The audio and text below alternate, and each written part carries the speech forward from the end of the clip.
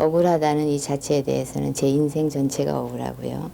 또 보다 구체적으로 법률적으로 생각할 때는 저희가 82년 당시에 그 저희 집에서 외화 40만 불을 소지하고 있었던 거, 외국환 관리법을 저희가 위반한 사실 이외에는 저희가 범법한 사실이 없습니다. 그럼에도 불구하고 15년이라는 그 중형을 받고 또 그 15년이 1심에서 15년, 2심에서 15년, 끝까지 15년으로서 우리를 옥중에다가 가두어 두고 9년 6개월, 10년 만에 저희가 세상을 나올 때까지 그 10년이라는 기나긴 세월을 인간 본연의 자유가 박탈당하고 옥중에서의 그 고통을 할 때 억울하다는 표현 가지고는 곤란하고 원통하지요.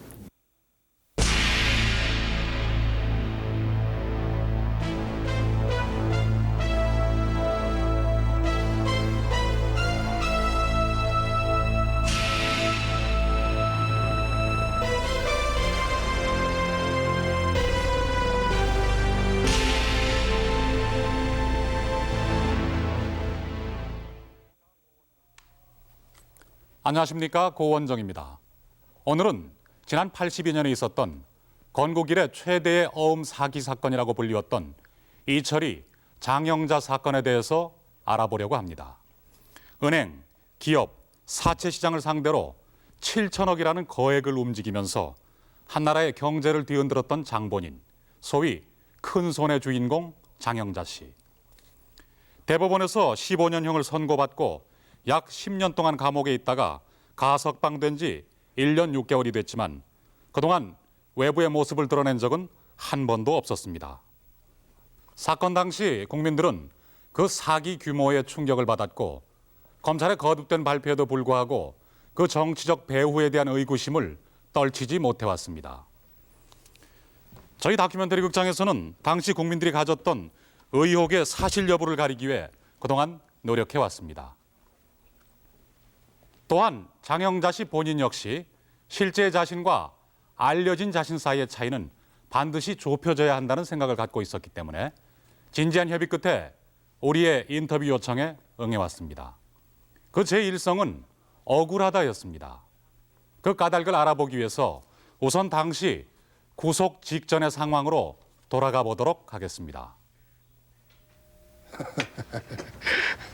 장군님을 여기 처음 뵙게 돼서 영광입니다. 태양금속의 재무구조는 이미 저희가 알아봤습니다. 100억 정도면 우선 해결되시겠죠? 아니 그걸 어떻게? 연리 11%, 2년 거치 상환하시면 만족하시겠어요? 예? 만족하다니요? 그렇게만 해주신다면 저희는 감사합니다. 태양금속 같은 우량 기업이 어려울 때 돕는 것이 우리의 보람이에요. 그렇게 생각해 주시니 정말 감사합니다.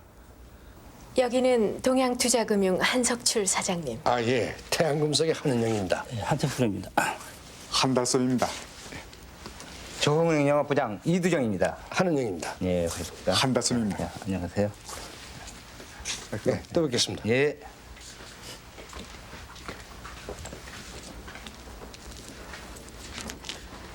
자, 앉으시죠. 예.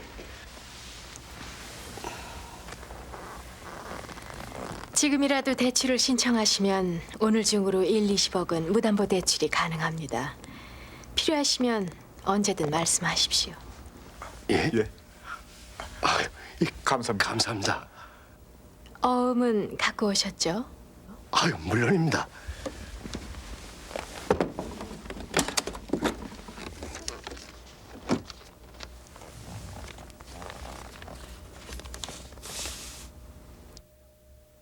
이날 장영자 씨가 태양금속으로부터 받은 것은 30억 원짜리 어음 2장이었습니다.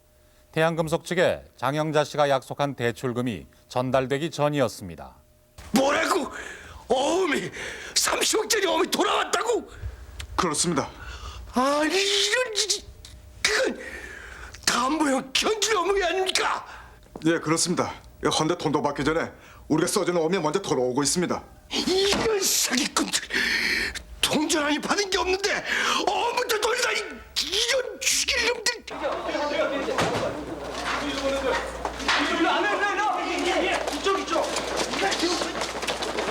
태양금속의 어음이 불법 유통된 지 불과 일주일 뒤 이철이 장영자 부부는 전격 구속됩니다.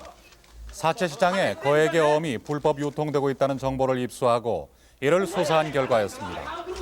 구속 당시 죄명은 외환관리법 위반, 곧이어 사기죄가 추가됐습니다. 이 사건은 남다른 탐욕, 사치와 허영, 그리고 낭비력 있는 이철이 장영자 부부가 특수 신분을 가진 사람의 비호를 받고 있는 것처럼 과시 또는 위장하면서 사채놀이, 정권 투기에 몰두하다가 종국에는 파탄에 이르고만 건국 이래 최대의 사기 사건입니다.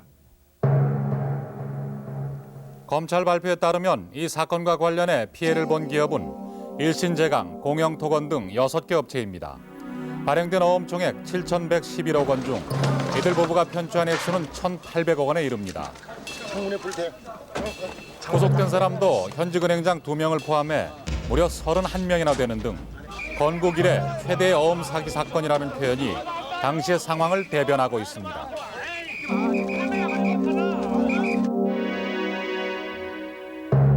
엄청난 사건의 규모에 따라 그 파장은 점차 확대됩니다. 이에 따라 정부는 11개 부처 장관을 경질하는 등 민심 수습에 나섰지만 국민들의 의혹은 가시지 않았습니다. 이 사건은 국민들을 분노케 했습니다. 한 여인이 일확천금을 거머쥐는 현실은 국민들로 하여금 어렵게 땀 흘려 일할 의욕을 잃게 한 것입니다.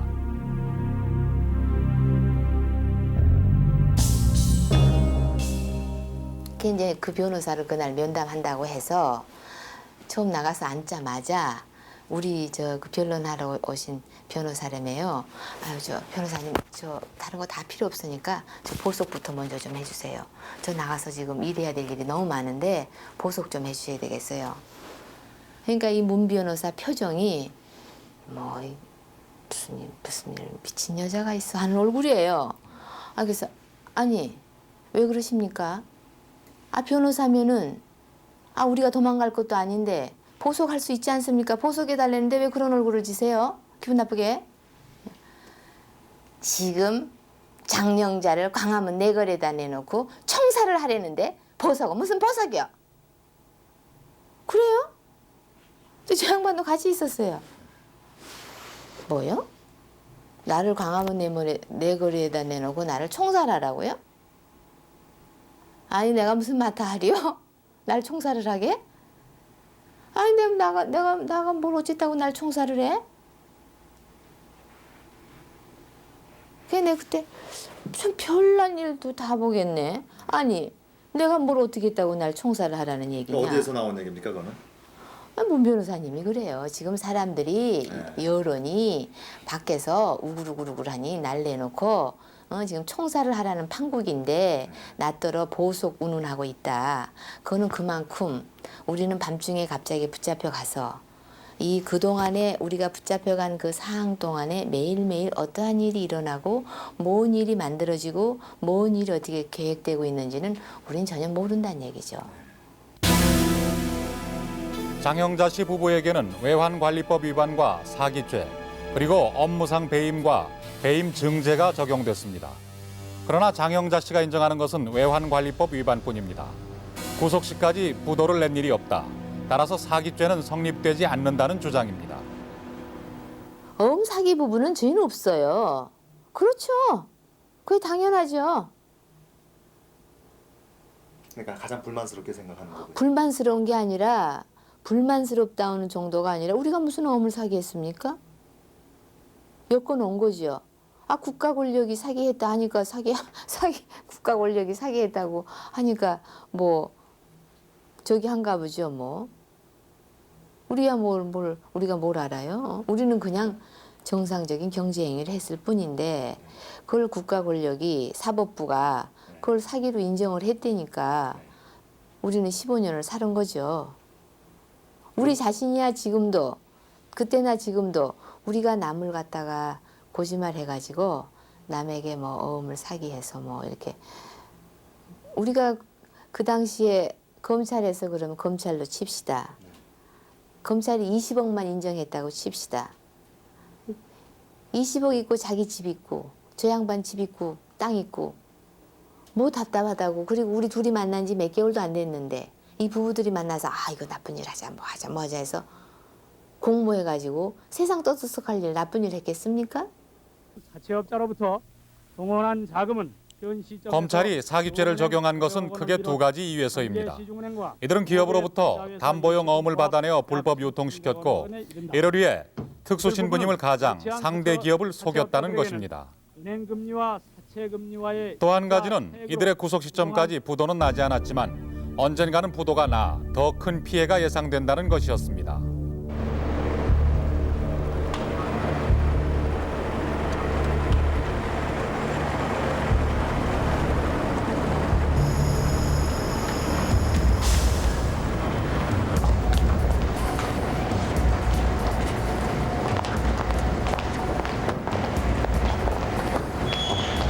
은행에 거액을 예치한 이들 부부는 그야말로 거물급 고객이 됩니다.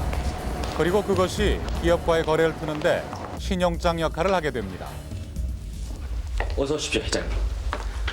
조흥은행의 성기태 상무가 기다리고 계십니다. 회장님, 오신 지 오래됐습니다.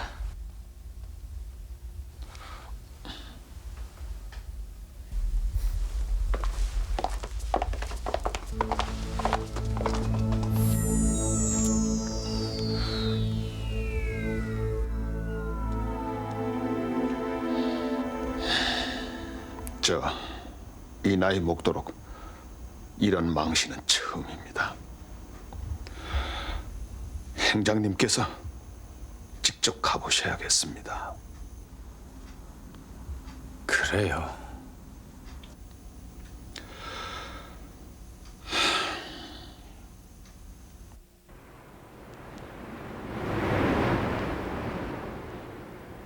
행장님께서 이렇게 누추한 곳을 찾아주시다뇨.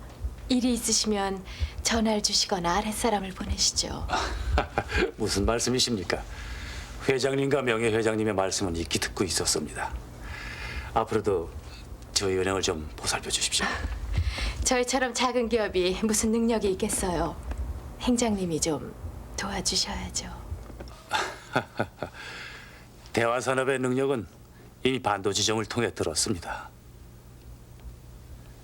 정기예금을 150억씩이나 예치해 주셨다고. 그렇지 않아도 한번 찾아뵙는다 하면서. 별 말씀을요. 여윳돈 조금 있는 건데요 뭐. 앞으로도 조흥은행을 계속 주거래은행으로 하겠습니다. 대신 저희가 조금 급할 때 대출이나 좀 부탁드립니다. 과연 회장님은 듣던 대로십니다. 뭐 언제든지 필요하시면 전화만 주십시오.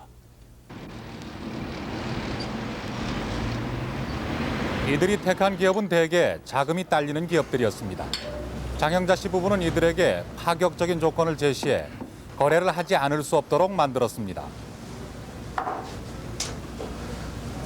여러 기업들이 내 신세를 졌어. 그러셨습니까? 기업하는 사람들과 기업의 경영 정보가 모두 내게 있습니다.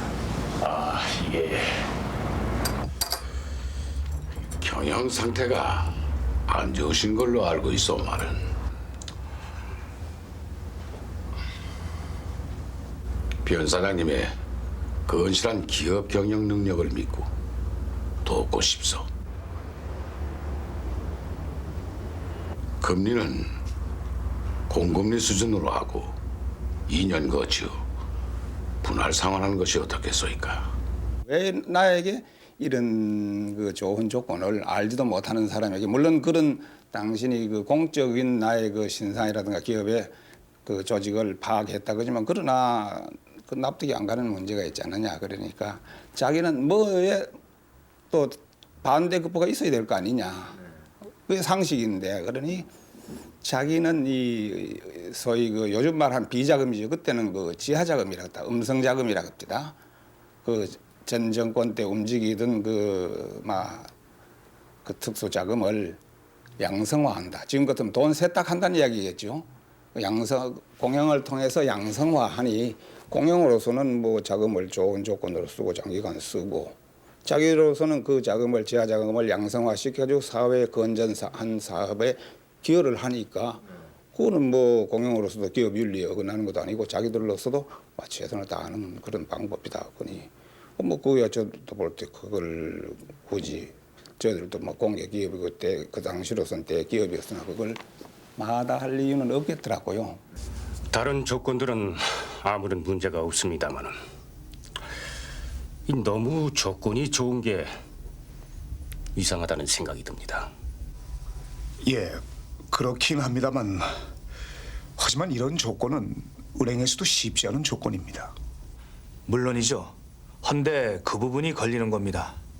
아직까지 사채 시장에서의 조건으로는 상식에 어긋나는 것이 아닌가 합니다. 그럴 만한 이유는 있습니다. 이 자리에서 밝힐 수 있는 내용은 아닙니다만 아무튼 좋은 게 좋은 거 아니겠습니까? 그러시다면 저야 뭐... 자, 그럼 어느 정도 대출을 해야 할지 규모를 살펴보기로 합시다. 그 4페이지를 좀 봐. 예. 4페이지.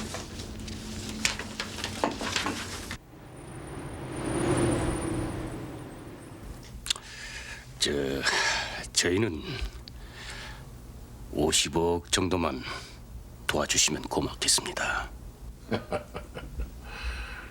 그러지 마시고 우리가 사장님 회사 사정을 잘 알고 하니 100억 단위로 쓰시죠. 계산하기도 쉽고. 아이, 100억씩이나.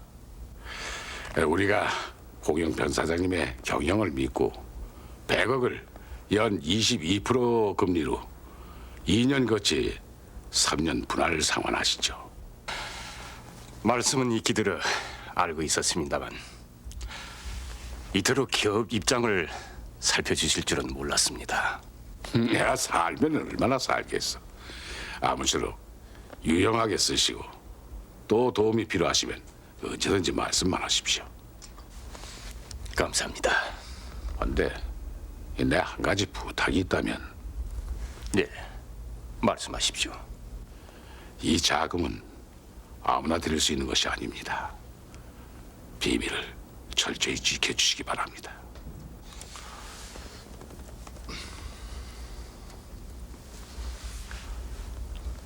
예, 명심하겠습니다.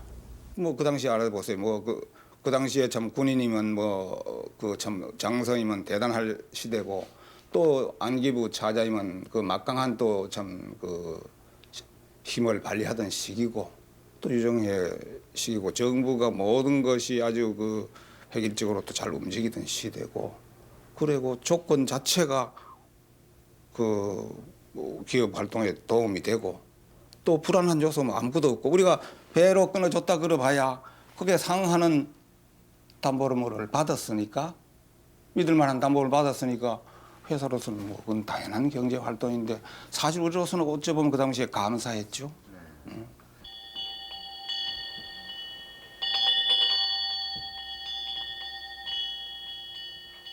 진정 부처님을 다른 곳으로 모시겠습니까? 대사님, 부디 이 무례를 용서해 주십시오.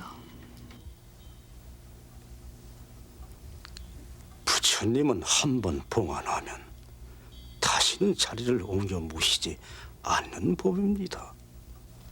부처님께서 친히 현몽하셔서 인연을 맺은 관음보살님이십니다. 관음보살님을 모실 사찰까지 준비했습니다. 저의 정성을 생각하셔서 부디 허락해 주십시오. 내 뜻으로는 이미 어쩔 수 없구려. 하나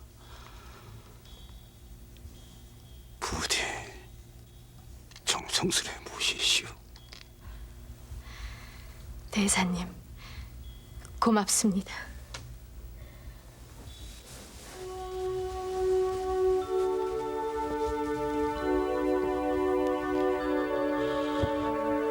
나무 간세음무소.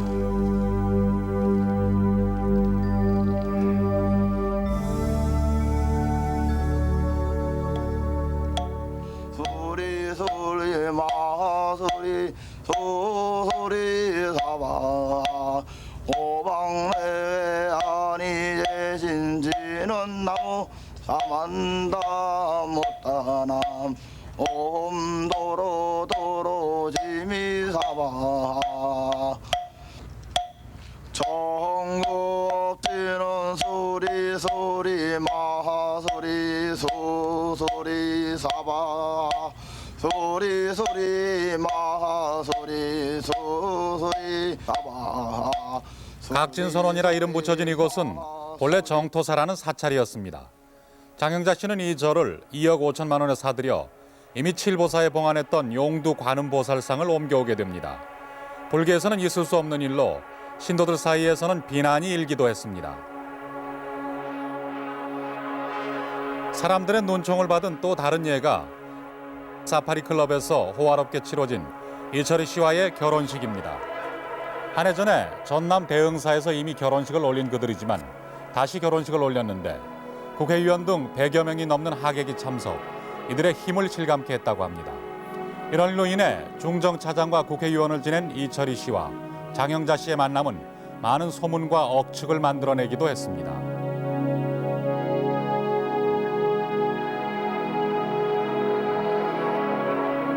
당시 천주교에서 불교로 개종한 장영자 씨의 불심은 남다른 것으로 알려져 있었습니다. 장영자 씨 부부는 각종 불사에 6억 원이라는 많은 돈을 쓰기도 했습니다. 그러나 이러한 행사의 뒤엔 늘 의혹의 눈길이 뒤따랐습니다. 어떤 목적을 갖고 자신들의 신분을 과시하기 위한 것이 아닌가 하는 의혹이었습니다. 예. 상무님, 큰일 났습니다. 아니, 무슨 일입니까? 대화산업에 보관했던 담보음이 돌고 있습니다. 그래요? 그럴 리가 있나?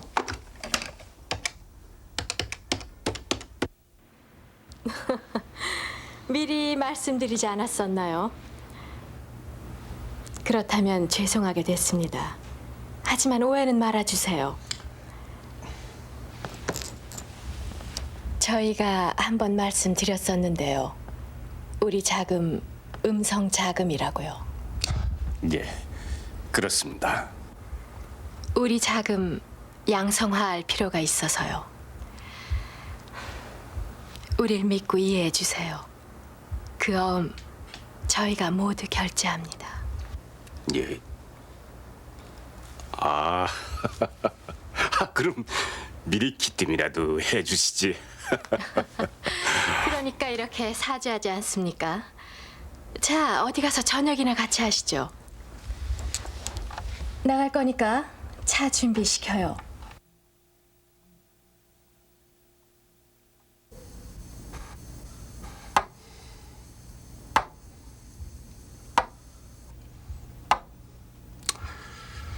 아직 대학 쪽에서는 아무런 연락이 없습니까? 네, 아직 연락이 없습니다. 결제일이 내일인데 아니 뭐 이런 사람들이 다 있나?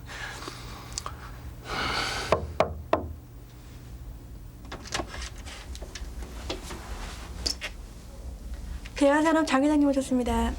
어서 모세요. 아유, 어서 오세요, 장 회장님. 안녕하세요. 네. 그동안 회사 사정은 좀 나아지셨죠? 예, 덕분에 잘 되고 있습니다. 소문 들었습니다. 중동 쪽 일도 아주 잘 되신다죠? 아이고, 그게 다 헛소문입니다. 이 숨을 쉬려면 아직도 멀었습니다. 그 장 회장님께서 즐겨 드신 차 좀 내와요. 네, 사장님. 이번에 저희 어음 회전돼 올 것이 얼마나 되죠? 네, 한 100억 됩니다. 오늘인가 내일이죠? 내일입니다. 그래서 말씀인데요. 큰 단위로 어음을 끊어주시니까 문제가 좀 있습니다. 액수가 커서 노출될 위험도 있고 하니 작은 단위로 끊어주시면 고맙겠어요.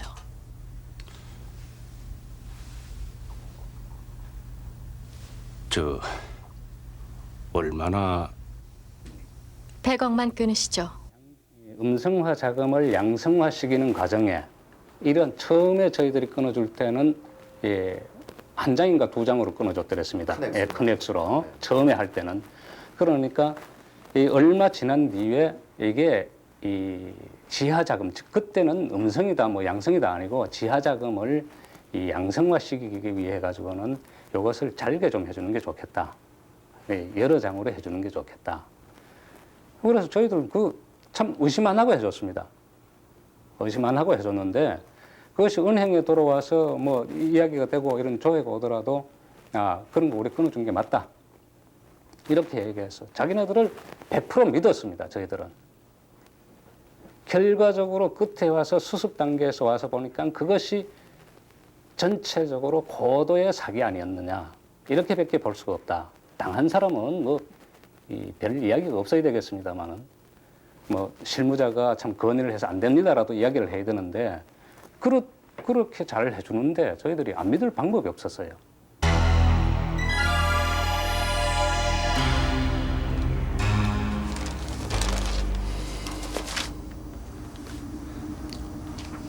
이제 그들이 구속이 됐으니 우리는 어떻게 되는 겁니까?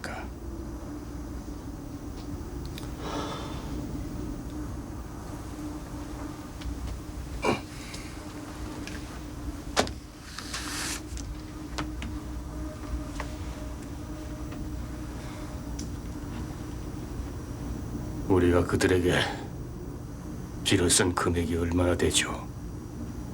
169억입니다. 우리가 발행한 어음은 모두 얼마나 됩니까? 1,468억 원입니다. 그럼 우리가 얼마를 결제를 해야 되죠?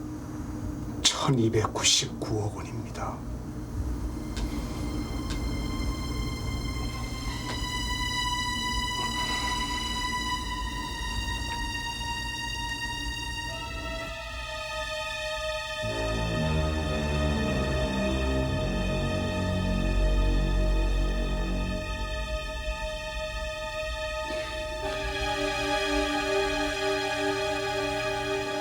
어음이라는 것을 사기를 할 수 있다라는 거는 그거는 한 뭐 1,000원짜리, 10,000원짜리 뭐 이런 걸 어땠단 모르겠지만 이런 그룹이라든가 이 기업체에 대해서는 다 자기 그 그룹 차원의 회사 차원의 제동 장치를 가지고 있습니다.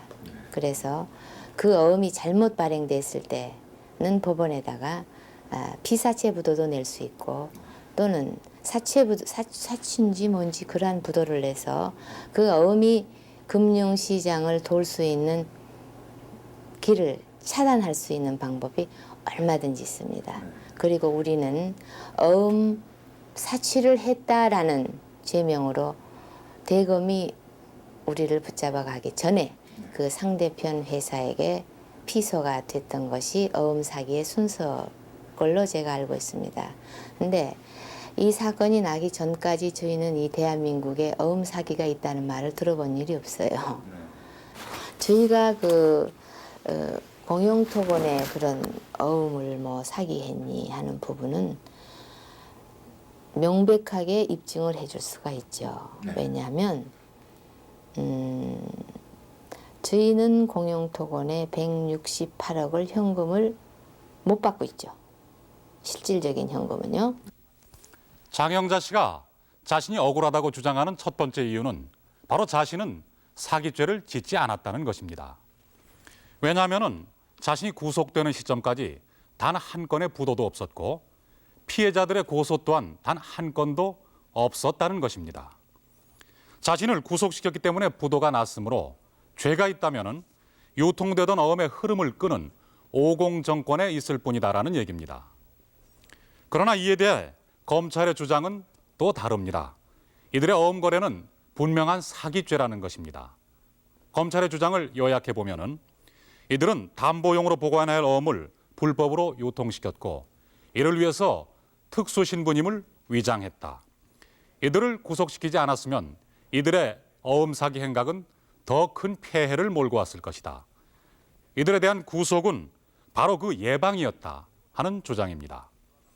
그리고 당시 사법부에서는 이와 같은 검찰의 주장을 받아들였습니다. 장영자 씨가 억울하다고 주장하는 두 번째 이유는 그녀가 받은 형량입니다. 경제사범에 대해서 이례적으로 내려진 15년의 법정 최고형은 자신이 지은 죄과에 비해 너무 지나치다라는 것입니다. 그리고 이러한 형량이 내려진 것은 바로 이 사건이 뭔가 정치적으로 처리되었기 때문이고 그런 과정에서 사건은 필요에 의해서 실제보다 많이 부풀려졌다는 얘기입니다. 당시 국민들 사이에서도 이 사건에는 뭔가 다른 내막이 있을 것이라는 추측이 무성했습니다. 그런 가운데 갖가지 정치적 의혹들이 나돌고 있었습니다. 장영자 씨의 억울하다는 주장, 또 국민들 사이에 떠돌던 정치적 의혹, 이것들은 과연 어디에서 비롯된 것일까요? 이봐요.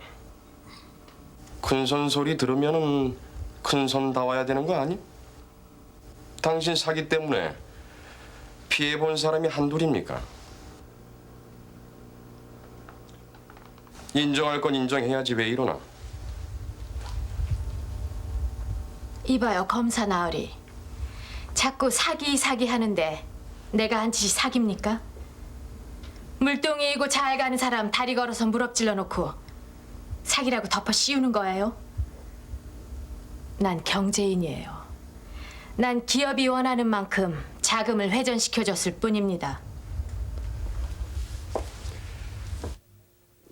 이 사건이 어떤 목적을 갖고 확대된 것이 아니냐는 장영자 씨의 주장은 수사 과정에서부터 비롯됩니다.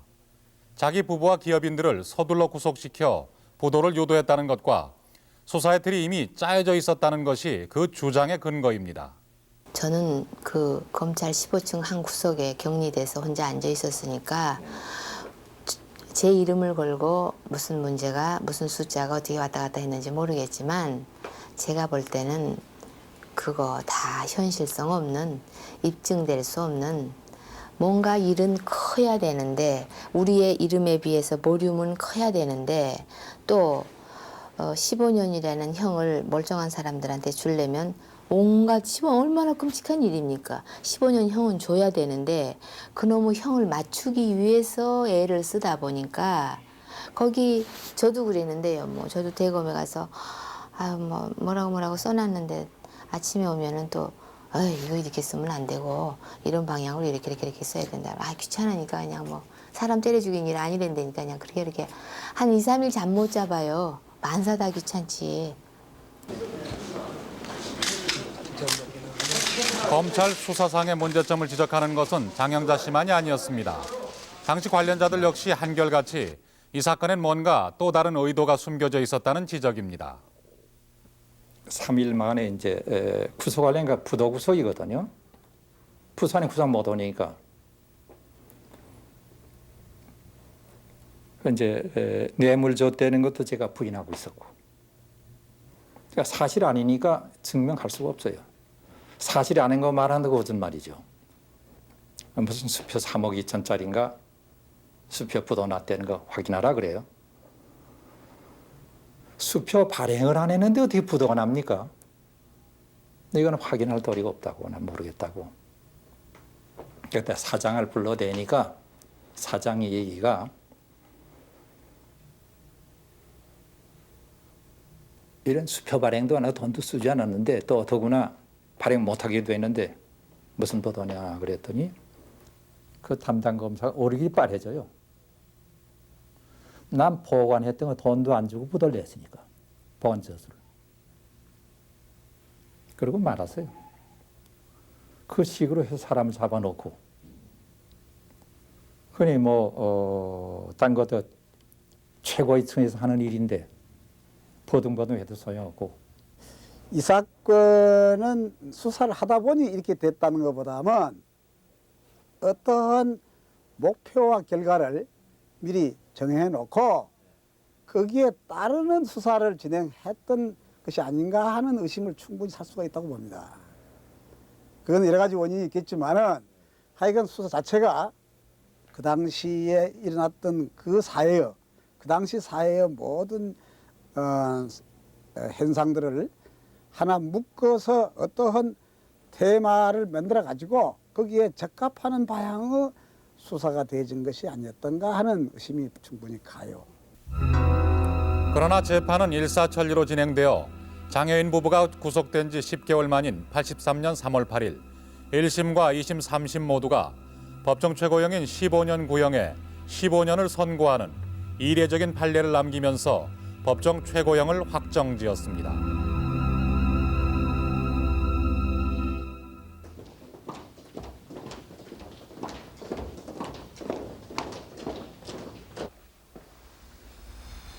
협조하셔야 합니다. 순순히 얘기하십시오. 이보시오, 검사 양반.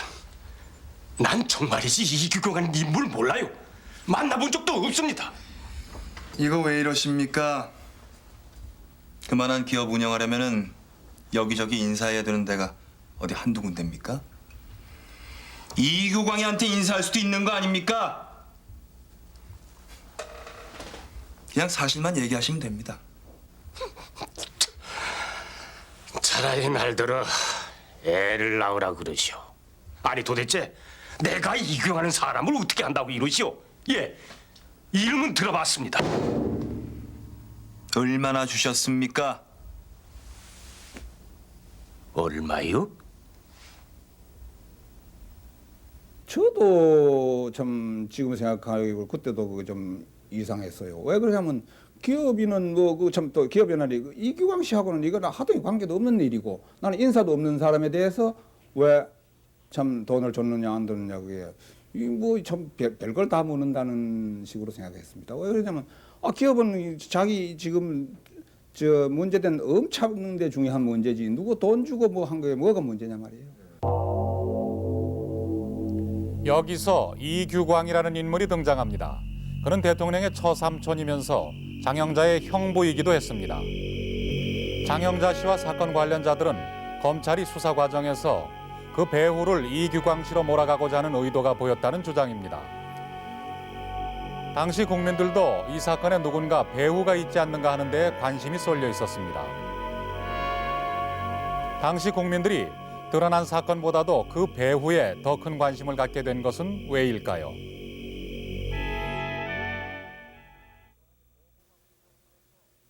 오공화국이 들어서면서 대통령의 친인척들은 곧바로 대한노인회, 새마을본부 등에 등용됩니다. 이러한 상황 속에서 당시 친인척 관련 문제는 국민들 관심의 초점이자 비난의 대상이 되고 있었습니다.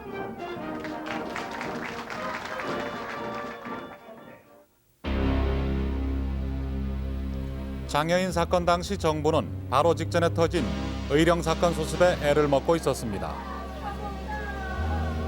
의령 사건은 오범권 순경의 총기 난동으로 무려 56명이 숨진 사건이었습니다. 이러한 사건 직후 엎친 데 덮친 격으로 터진 장애인 사건에 대해 정부는 보다 단호하게 처리하는 것이 빠른 민심 수습의 길이라 믿었습니다. 각하께서는 신뢰가 되시겠지만 이규광을 전에 방치할 수는 없는 일 아닌가? 구습을 벗어나기 위해서 우리가 그동안 애써온 노력이 이 이규광이, 장영자, 이철이라는 자들에 의해서 무너질 수는 없지 않은가? 내 생각도 바로 거기다. 각하를 진정으로 위한다면 저자들을 그냥 방관할 수는 없어. 근데 각하의 의중을 알 수가 없으니 그게 문제일세.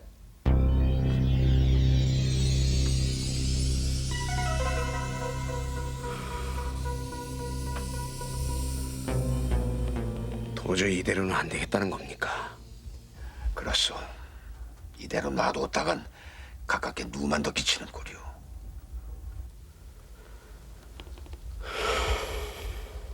이수석, 날 좀 도와주시오. 외척이 설치는 정권 전업구 유종의 미를 거둔 적이 없어요. 우리가 진정 각하께 충성을 바친다면 각하께 구중을 듣더라도 가만히 보고 있을 수는 없어요. 좋습니다. 각하를 한번 만나봅시다. 그렇게들 하고 있어요. 죄송합니다만 보고 올린 것이 사실입니다. 각하를 위하는 충정에서 올리는 말씀입니다.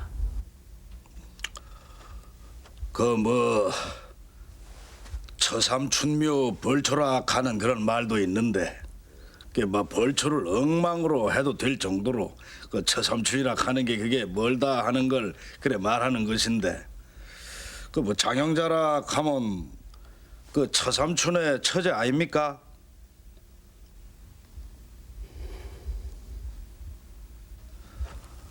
그렇지 않습니까? 그렇습니다, 각하.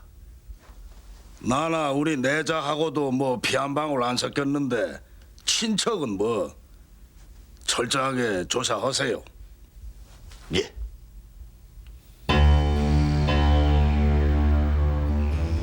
검찰은 당시 장영자 씨로부터 1억 원을 받았다는 이유로 이규광 씨를 구속합니다.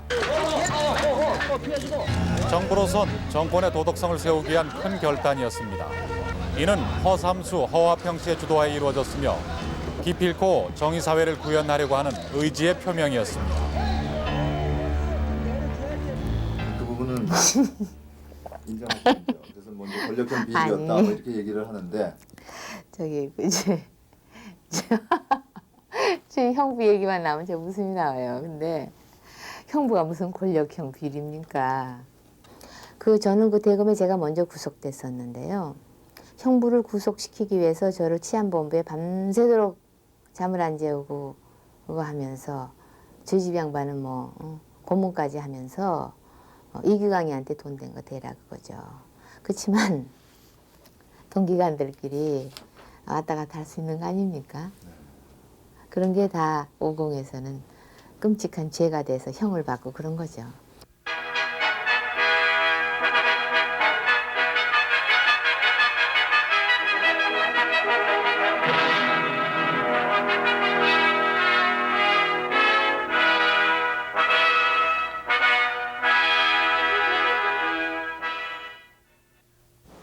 이번에 이 사건 이규광 처리 씨를 포함 과정에서 사건 관련인 31명 모두가 구속된 후 검찰은 이례적으로 8명의 수사검사를 동원해서 시비 청문회를 엽니다. 받게 되었습니다. 국민들의 수그러들지 않는 정치적 의혹을 풀기 위한 것이었습니다. 이상적인 장영자 씨는 이규광 씨 구속에 두 허 씨의 정치적 계산이 깔려 있다는 주장을 하고 있습니다. 옆에 허삼수 씨라든가 허화평 씨라든가 이런 사람들과의 알력은 컸습니다. 제가 듣기로도요. 그러니까 형부는 새 허 씨가 주도하는 정의사회 구현이라는 거는 큰일 날 일이다. 이래선 큰일 난다라는 게 형부의 생각이고 또 저는 그 사람들 생각을 모르는데 제가 허삼수한테 한번 붙잡혀 갔다는 얘기 말씀드리지 않았습니까? 그때 허삼수 씨 얘기가 선배든 뭐든 협조하지 않으면 목에 칼이 들어와도 생명이 달아나도 우리는 정의사회 구현을 합니다. 어떤 희생을 치르고 목이 달아나도 정의사회 구현을 한다고 하셨거든요. 네, 허삼수 씨가요? 예. 네. 제가 객관적으로 볼 때 그러나 또 우리 형부는 장탄식으로 쓰리허가 전 대통령을 주변을 싸고 있는 한 전 대통령도 큰일 났다. 이걸 어떻게 하면 좋으냐. 이러고 이제 맨날 장탄식들을 했는 게 그 시기에 장탄식이라면 그런 종류의 얘기들이었었어요. 그렇다면 왜 검찰에서 굳이 이규광 씨를 그렇게까지 구속을 해야 됐다고 생각하십니까? 허삼수 씨가 잡은 거 아니에요. 그건 명백한데. 그리고 또 한 가지는 형부도 좀 실수를 하셨는지 어쨌는지는 모르겠지만 공개적으로 욕을 하셨으니까요. 저 쓰리허가 있어서는 이 나라가 되질 않는다. 저희도 여러 차례 들었고요. 또 형부 왜 그래? 왜 꼭 그래야 돼? 그 사람들이 있어서는 이 나라가 되지 않는다. 그런 얘기들이 그 사람들 귀에 들어가지 않았겠습니까? 그건 명백한 거죠. 장영자 씨에 따르면 결국 두 허 씨에 대한 이규광 씨의 비판이 두 허 씨의 미움을 샀다는 얘기였습니다.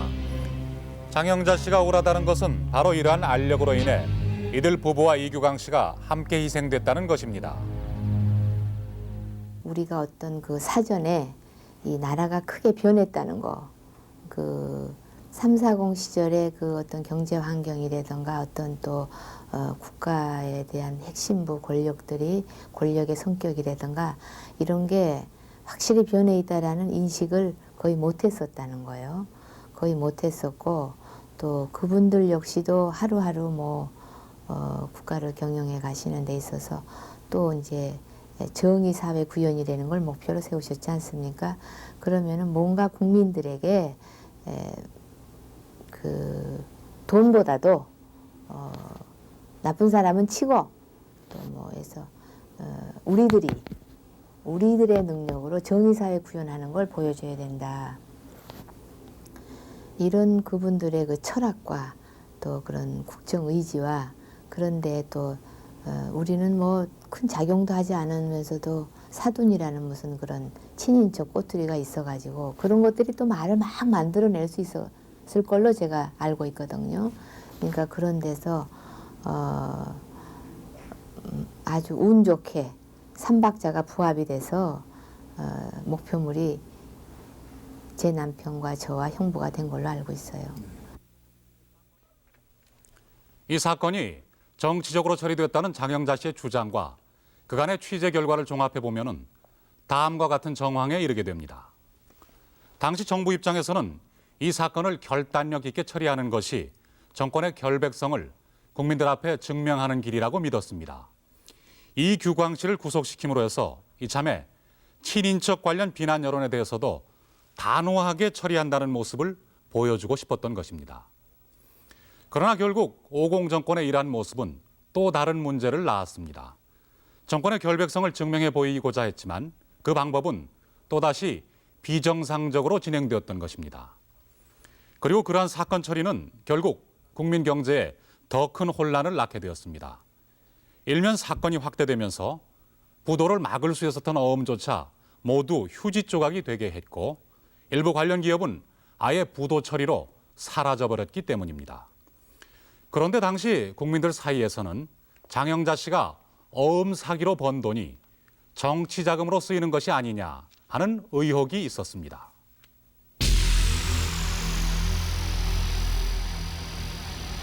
당시 정치 자금설이 나돈 것은 관련 기업들이 발행한 어음 총액이 워낙 엄청난 규모였기 때문입니다. 그 의혹은 아직도 풀리지 않고 있습니다. 정치 자금이라는 성격상 정치 자금들은 어음을 갖다가 2, 3자, 3자, 4자가 동원이 돼서 자금해서 뭐 해서 그건 사안상 저희가 그 공영토건에 빌려준 거는 공영토건이 망하지 말라고 부도 내지 말라고 빌려준 거고 빌려주기 위해서 니네만 돈만 빌려주면 우린 자선사업체가 아니지 않느냐. 그러니까는 그러면 너희에게도 우리도 융통어음을 좀 받아서 우리 주식보관증 담보로 주고 융통어음을 좀 받아서 우리도 그걸로 할인해서 주식을 사가지고 주가를 좀 올려서 너희네 금리 낮게 해준 거 또 우리 그 증권시장 붐도 이렇게 해서 해보자 하는 거죠. 간단한 경제 머리 쓴 거지.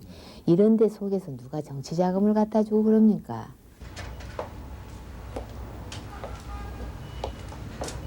검찰에 따르면 장영자 씨가 어음 사기를 위해 조성한 초기 자금은 20억 원.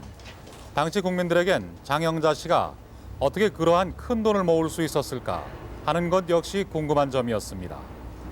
그래서 제가 이제 피아노도 좀 치고 하니까 나더러 고모가 놀지 말고 유치원 보모 보조를 하래요. 그래서 제가 유치원 보모 보조를 1년을 하니까 한 달에 35,000원씩 월급을 줍니다. 그래서 그 월급을 절대로 안 쓰고 10원도 정말 차 타러 가야 돼. 전차입니다. 그때는 전차에서 원효로인데 원효로에서 남영동까지 나오려면 전차를 타고 나왔는데 저는 전차를 탄 일이 없습니다. 그 돈을 아끼느라고. 걸어다녔어요. 거기서 노량진까지도 걸어다녔어요.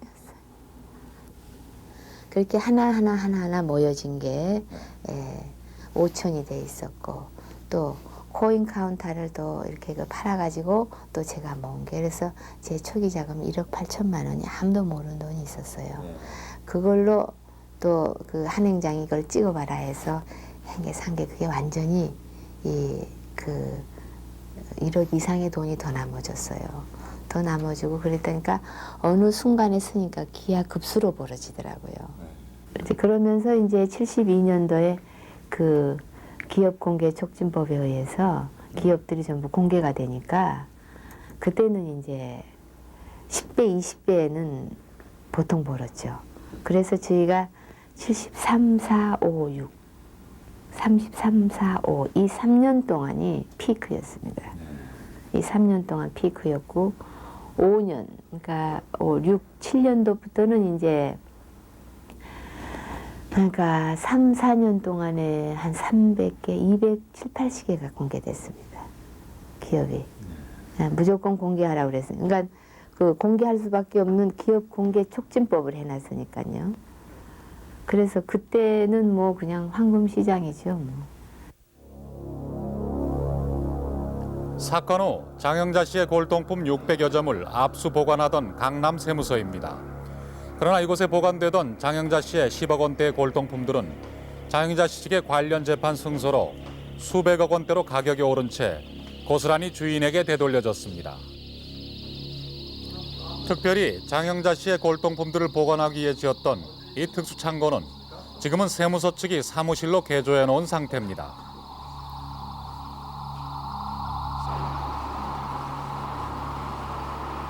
현재 장영자 씨 내외가 소유한 재산은 대략 1,000억 원대로 추정됩니다. 82년 당시 남은 195억 원 가치의 부동산이 10년 새 껑충 뛴 데다 국세청과의 세금 소송에서 승소, 압류되어 있던 재산의 많은 부분을 되돌려받았기 때문입니다. 5공화국의 왜곡된 경제구조가 뿌린 씨앗으로 이제 이철이 장영자 부부는 또다시 거부의 자리에 오르게 되었습니다. 10년간 그 속에서만 있어서 그런지 이 사회에 대한 언어 이해라든가 적응이라든가 이런 것도 지금 상당히 어려워요. 상당히 어렵고 지금 어차피 자유라는 거는 너무 좋은 거죠. 너무 좋은 거고 그렇지만 막연히 자유가 좋다라기보다는 자유를 관리할 수 있는 자기 생활이 있을 때 그 자유가 정말 자기의 자유로서 오는 거 아니겠습니까? 그래서 저희는 지금도 옥중에 있는 심정이고요. 또 저희가 지금 정말 자유가 됐다라고 느껴본 적은 아직 피부에 와 닿질 않아요. 왜냐하면 아직 가석방 중이고 또 그 조흥은행 재판이 우리가 220억 근저당 최고 설정 금액만 준다면 자기네들이 그것만 받고 끝내준다면 진 오늘이라도 저희 그 부동산으로 처리할 용의가 있습니다. 그러면은 그걸 주고 우리 국세는 이제 끝나니까 국세 관계도 깨끗이 정리해버리고 조흥은행 관계 깨끗이 정리되면 이장 사건에 의해서 아픔을 가졌던 분들 또 고통을 가졌던 분들 또 그렇지 않아도 이 사회 전체가 이장 하면은 어떤 그 피해의식을 가지고 계실 걸로 알고 있는데 그런 분들을 위해서 우리는 사심 없이 그동안에 올라 있었던 모든 재산들 그거는 정말 잘 만들어서 잘 활용만 하면은 또 하나의 엄청난 부를 일으킬 수 있는 지금 원천들이니까 그런 거는 그 정부와 또는 사회와 의논해서 저희가 얼마나 사심이 없고 또 이장 사건에 대해서 얼마나 통렬히 반성하고 있고 또 얼마나 많은 참여를 하고 있고 또 다시는 이 땅에 이러한 불행한 일들이 일어나지 않도록 또 우리의 자세가 필요하지 않느냐.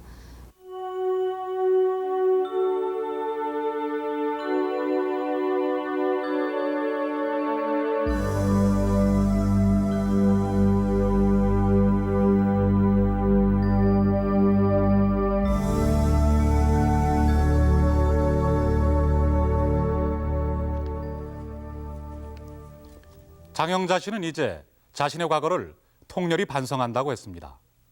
그런 뜻에서 은행 측과 걸려있는 220억 재판만 잘 끝난다면 자신이 가진 재산의 절반을 사회에 내놓겠다는 것입니다. 이 사건에 대한 국민들의 생각은 결코 관대하지 못했습니다. 장영자 씨 부부가 법의 심판을 모두 마무리한다고 해서 그 행위가 도덕적으로도 용인되는 것은 아니라는 것입니다.